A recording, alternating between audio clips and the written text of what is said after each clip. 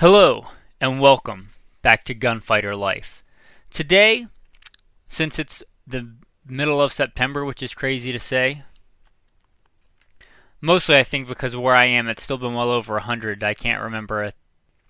But either way, time marches on. It is September, and soon, all across the country, it will be deer season. So I thought, why not do an episode on deer cartridges? So that's what today's episode is going to be about. I know this is gunfighter life, but if you look back through history, many of the great soldiers, as I understand it, have also been great hunters. Carlos Hathcock, famous Marine Corps sniper in Vietnam. All the way back, if you look at the Spartans going out and hunting boars with spears. And there are many other examples. If you want a podcast that just talks about AR-15s and Glock 19s, that's fine. There's plenty of those out there. And if you're not into hunting, you can go ahead and skip this episode. No big deal. But that's what today's episode is going to be about. So before we roll into the bio and the main topic, go ahead and like, subscribe, write a review of the podcast. It would greatly be appreciated. First and foremost, I am a Christian. I make no apologies for that. It is first and foremost in my life, the greatest of all the commandments. Hear, O Israel, the Lord our God, the Lord is one, and you shall love the Lord your God with all your heart, with all your soul, with all your mind, and with all your strength. I don't apologize for that. I am an alpha male, and as such I follow the ultimate male, the ultimate alpha male, the greatest man that ever lived, Jesus Christ. A little bit about my background. In addition to that, I am a veteran. I've been to war. I served in both the United States Marine Corps in the infantry and the United States Army, both full-time and part-time National Guard. Joined at 17, went to war more than once. I also served in law enforcement. I worked as a police officer in LAPD doing patrol assignments and more specialized assignments, tracking down fugitives and those kind of jobs. So by God's grace, I've made it through some nasty places and times overseas and some dangerous streets in the States. Not because I'm better than any of the men that didn't, but because God chose to have mercy and grace on me. To God be the glory. I also served as a private contractor for the U.S. government, for an agency I won't specify. By God's grace, He got me through all that.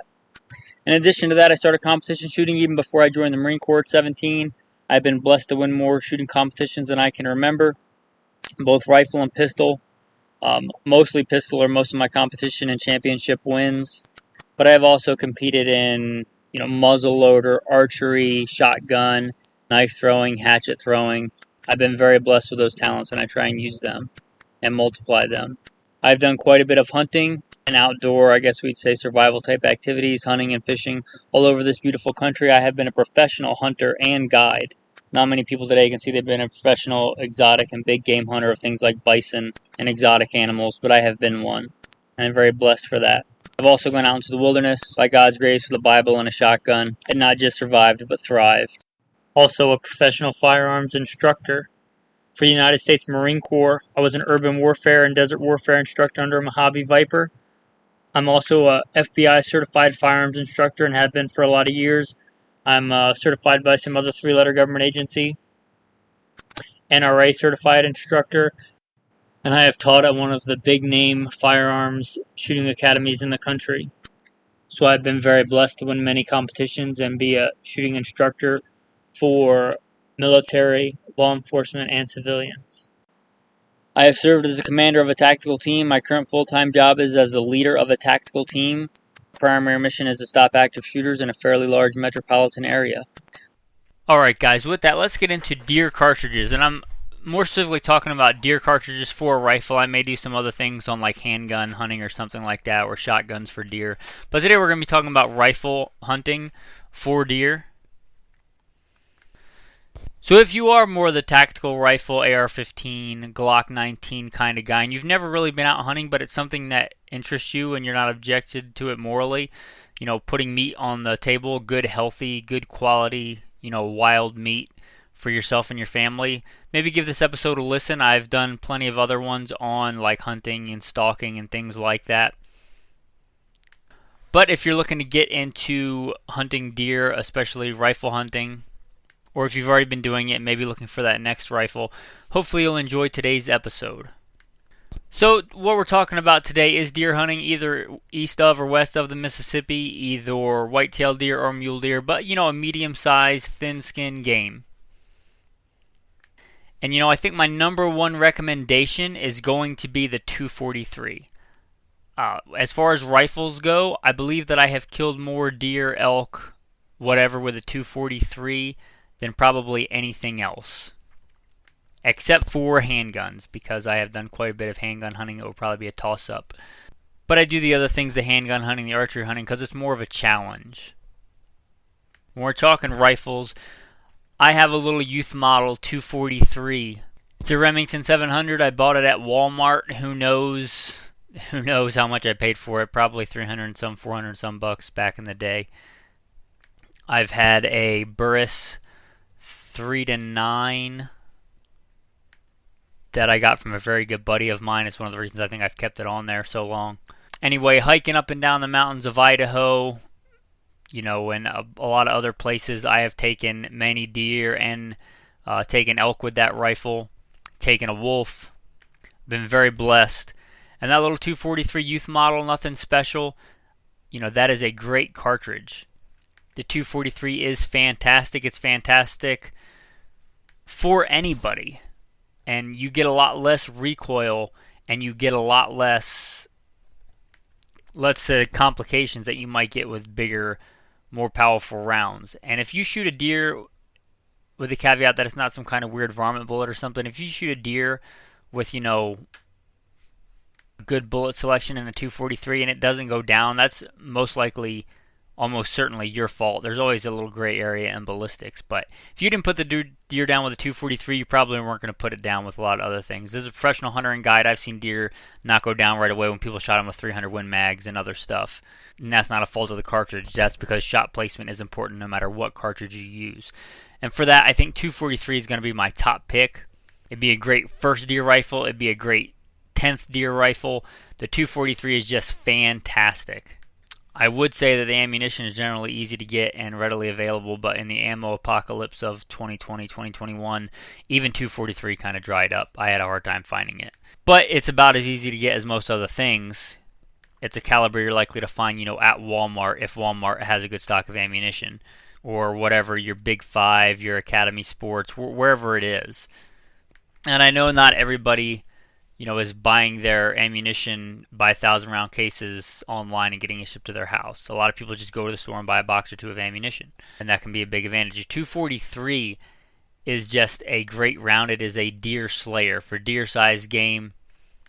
That 6mm bullet. If you're hand loading, one of my favorite rounds that I've taken many deer with, the hand loads, I'm not going to give specific data because there's probably some kind of liability on that. I'm not going to give like a powder charge, but I really, really liked the 85 grain Sierra Game Kings. That was my go-to. And I really like Varget powder across the board for pretty much anything. If I can find a loading in Varget, Varget powder is generally what I use. And if I can get Federal primers, I like the Federal primers because they tend to be softer. So anyway, that's a go-to load. But if you're looking at, factory loaded ammunition, the Federal 100 grain soft points, super common, super reliable. I don't know how many deer have been taken with that load, but it's a great one. I'm sure, the Remington green and yellow box or the Winchester, white box would do fine as well. But if you're looking at deer, I would stick with the 75 grain and up for the 243, but it is just a fantastic cartridge for deer hunting.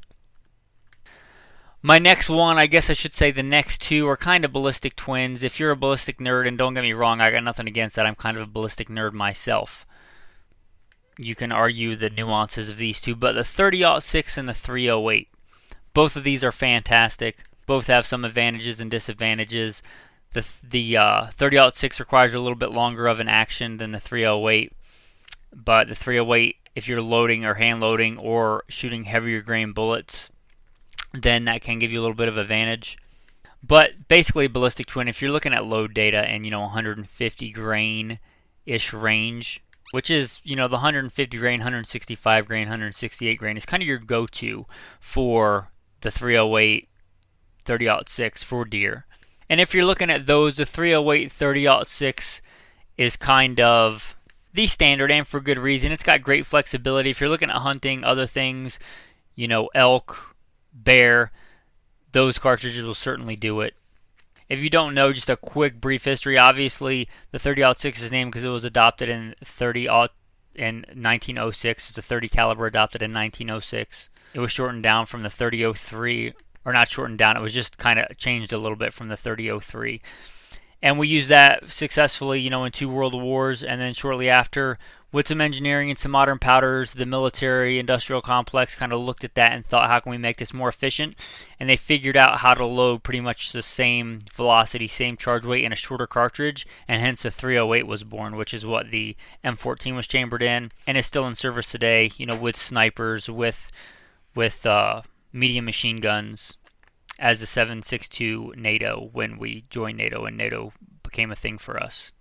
I tend to gravitate towards the 308 because I'm also a tactical shooter, as you guys know, my professional full-time job. So I tend to gravitate towards the 308 because it's a crossover.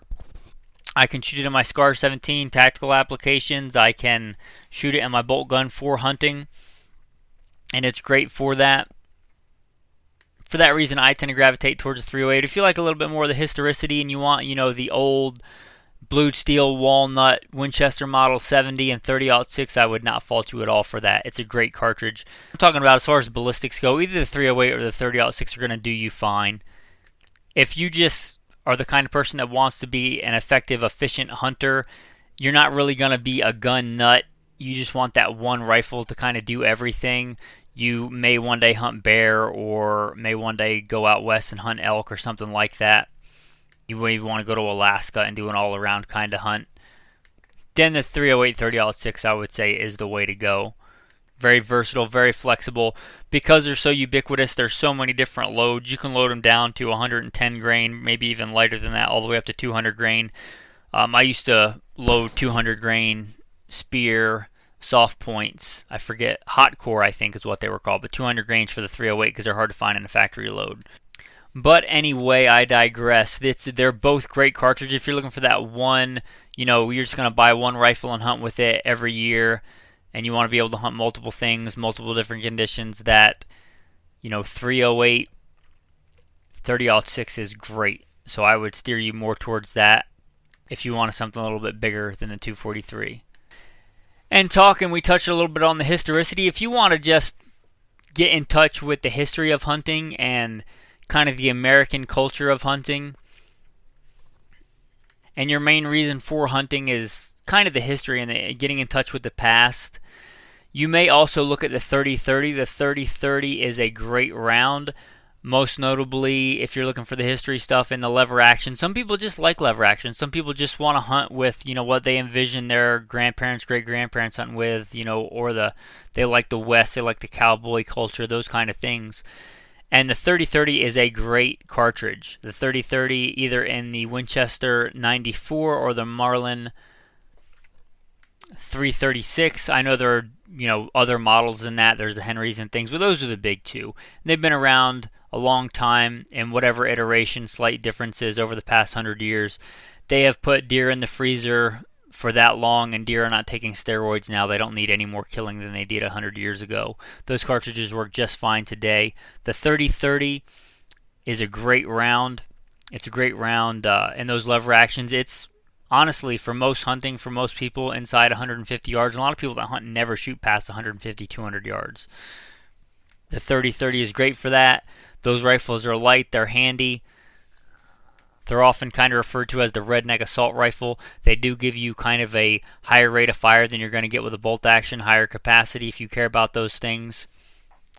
And let's just be honest, they're a lot of fun to shoot. So if you want something that you're going to take out and shoot and have fun with, and you also like the history, but you also want to take it deer hunting, the 30-30 lever actions are great.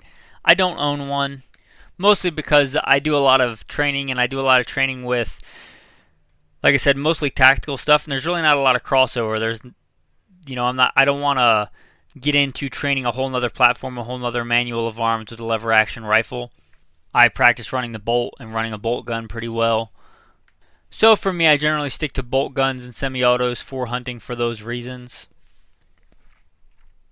Being familiar with the platform and being able to run it well and being able to get hits on target is far more important to me than capacity or anything like that.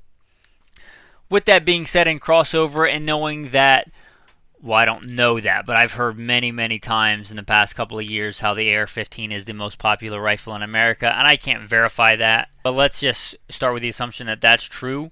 Talking about crossover, I know that many people do go deer hunting with their AR-15s and or a bolt gun in 223/5.56. I am certainly not going to say that is the most effective round for deer. I would never say that. But what I will say is that the results will show that it is an effective round for deer. I would say that if you are going to hunt with a 223, bullet construction, bullet weight, things like that, barrel length, those things really matter. They are vitally important. And you owe it to that animal to give it an ethical kill. So unless it's a strictly survival scenario, you shouldn't be going out, in my opinion, with, your 55 grain full metal jacket rounds and doing body shots on deer. There's much better options, much wiser choices in ammo. So if you're going to go the 22 centerfire route, which a lot of people do nowadays, especially because, a lot of people may have that AR-15 and they decide to want to go deer hunting, and that's the rifle that they have. I would really steer you towards the soft-pointed ammunition. And there can even be some crossover. One of the good things about tactical bullet technology, it's come a long way, and a lot of those bullets are bonded, meaning they kind of stick together a lot better, meaning they don't separate the jacket and the core and all those things without getting too ballistically nerdy on you. That also helps for hunting applications. So maybe look at the heavier bonded bullets. Also, I don't really agree with the government mandating solid copper bullets anywhere, but the fact is that they do. And one of the silver linings to that is that it has driven monolithic copper bullet technology very well, and that technology translates well into the 223. So you also may want to look at solid copper bullets for that. Now realize you're going to give up some weight, but you're not giving up mass. It's just that copper obviously weighs less than lead, so in the same size bullet it's going to weigh a little bit less. But those bullets also do very well if you do your part. There are other 22 centerfire calibers that do well. The 22-250 and the 220 Swift, the 223 WSM or WSSM, I forget which one it is. There's a lot of high velocity 22 centerfires that do well. The main holdback for them, unlike the 223 AR platform, they realized that they needed to shoot heavier bullets to be ballistically more effective, so they made a faster twist rate, which, again, without getting too ballistically nerdy, means that you can shoot heavier grain bullets and still stabilize them because the bullet twists faster. In general, an off the rack rifle that you buy in like 22-250 or 220 Swift is not going to have that, so you're getting into the realm of custom loading or custom gunsmithing for those, but they definitely can be even more effective than the 223. One last thing I'm going to touch on is pistol calibers, and not talking about handgun hunting, but I'm talking about pistol calibers in a rifle. And I would say the big two for this are the 357 Magnum and the 44 Magnum, both of which are certainly capable of anchoring deer-sized game at reasonable distances, 150 yards and in. And let's face it, if you live east of the Mississippi, unless you own like a bunch of farmland, you're likely not going to get a shot past that anyway. And those rifle length barrels with the pistol calibers do great. They do fantastic. A 44 Magnum out of a rifle is a deer hammer. Again, one of the good things about that, if you like the lever action, if you like the historical things, you can definitely do that. Just know that those are more modern cartridges, but you still get the feel and everything of that lever action classic gun, and you get to hunt with it. They also make those kind of rifles in a bolt gun, which is great. They've made them in semi-automatics, which is great. But don't turn your nose up at the pistol calibers in a rifle length barrel. They give it a lot more power. You gain a lot of feet per second on a 357 Magnum out of going from, let's say, a 4-inch barrel to a 16-inch barrel, or even longer.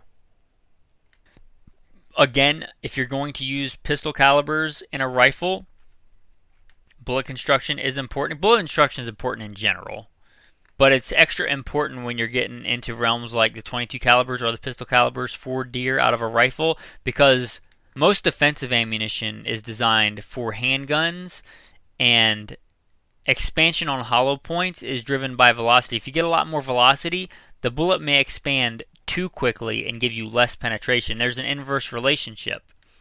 Obviously, the thinner a bullet is, the better it's going to penetrate, all other things being equal. When the diameter of that bullet gets bigger, its ability to punch through flesh decreases. There's a balancing act there. That's one of the reasons hollow points are important for defense. You want that round to go into your adversary and dump all its energy and expand well. Because if it punches all the way through and goes in and out and still has a bunch of energy, that energy is kind of wasted and can be a liability to people around or behind that person. But if it expands too quickly, it's not going to reach vital organs. And a lot of those loads for the 357-44 Magnum are optimized for handguns. And if you put a lot of extra velocity, they tend to expand too quickly, you may not get the penetration that you need on a deer. So I would really steer you towards, if you don't know a ton about ballistics, if you're going to hunt with a handgun, look for lead tipped flat point ammunition. So it'll say, instead of like Full Metal Jacket, FMJ or hollow point HP, it will say something like lead flat nose. And another classic for that's been killing deer for a long time is the semi-wad cutter. If you don't know what that is, you can look it up. But it is a great round for handguns if you're not going to use a hollow point. And it works very well because they tend to stick together and not overexpand. So look for that lead flat nose round, or look for that semi-wad cutter if you're going to hunt with those handgun rounds in a rifle. I will say, whatever you choose, I hope that you get out there and get some hunting in this year. I hope that whatever you choose, you get out there and practice with it and are proficient with it. You take good ethical shots, and by God's grace, you're able to provide for yourself and your family. All right, with that, guys, I'm going to wrap up today's episode on cartridges for deer. If you like this episode, if you listen to other episodes and you've liked it, please, just scroll down to the bottom of this. Usually on whatever platform you're listening to, at iTunes and others, just scroll down to the bottom. You'll see a couple of stars. Hit those stars. Doesn't take very long. It's greatly appreciated. Helps boost the podcast. If you want to write a quick review, a lot of times there's a little thing on there to write a review. It can even be a criticism. Hey, I wish you'd talk more about X, Y, or Z. Or you didn't mention my favorite deer cartridge. If you want to leave a review and just make that, what your favorite deer cartridge is. I can't believe you didn't mention the 35 Remington or the 35 Whelen or the 22 250. There's a lot of great cartridge out there. If that's your favorite, write a review and say, great podcast, my favorite cartridge is blah, blah, blah. That'd also be great and help out. If you guys want to support financially, you can always go to Patreon. Go to Patreon, type in Good Shepherd Training. It's the umbrella that houses this podcast and a few others. If you can't remember that, just go to there and type in Gunfighter Life. It should pop up on Patreon. With that, mentioning the other podcasts, if you like this podcast, you may also like the Alpha Male podcast. It's about what it sounds like. And you may also like Simple Man Sermons if you care about the important stuff. That's the preachings of a simple man called by God to share the good news of Jesus Christ. With that, guys, I'm going to give you a tactical tip. As a thank you for listening to the end of the podcast. Forgive me if I've mentioned this one before. But if you have that hunting rifle and you're going out in the wilderness and you're into survival or things like that, most modern hunting rifles have a polymer stock. If you just take a simple, usually it's a flathead or a Phillips head screwdriver and remove the recoil pad on there, it's generally hollow. So you can take that hollow cavity and fill it with something like a bore snake to clean your gun, a little single serving packet of gun oil, and even a few extra cartridges, maybe a fire starter. Use your imagination and put it in there. Put some kind of filler in there so it doesn't rattle around, and put the recoil pad back on, and you have that extra stuff in case you get stuck out there and you need it. You can also do the same thing with a wood stock. It just requires a drill, obviously, and you can just bore it out and put, an extra cartridge or two, or a fire starter, or a compass, or something back there. Anyway, that's a tactical tip for the day. With that, thanks, and have a blessed day.